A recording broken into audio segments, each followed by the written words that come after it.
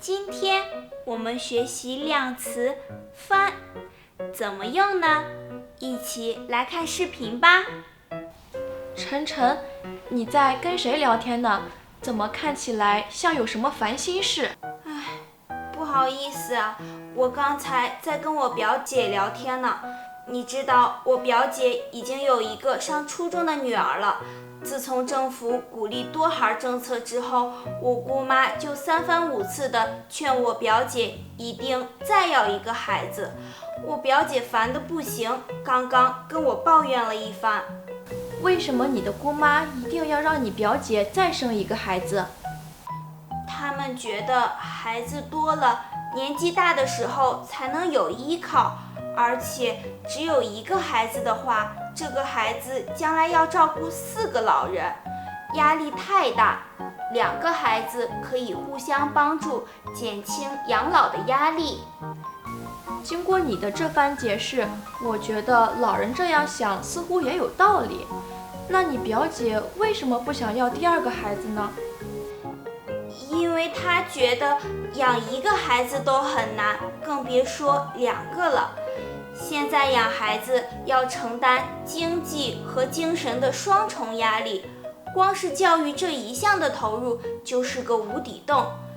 虽然她已经跟姑妈解释了一番，但是姑妈的态度还是很坚决。我记得你说过，你表姐夫妻2人收入都挺高的，养2个孩子应该压力没这么大吧？那你还是不太了解在大城市生活和养孩子有多费钱。虽然跟10年前相比，人们的工资已经翻了一番，但是教育投入不知道翻了多少倍。你这么一说，我理解为什么现在很多年轻人都对多孩政策不感冒了。量词翻用于费时较多、用力较大或者过程较长的动作，也可以用于心思、言语、过程等，表示次数。比如，刚刚跟我抱怨了一番。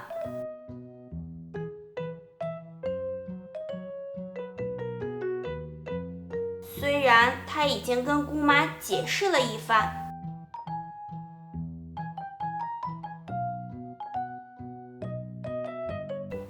量词翻还可以用在动词翻后面，意思是倍。比如，人们的工资已经翻了一番。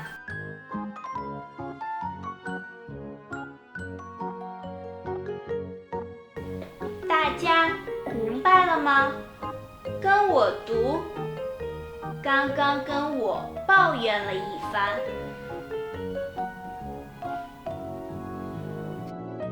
他已经跟姑妈解释了一番。人们的工资已经翻了一番。同学们，听完我的这一番讲解，你们学会了吗？下次见。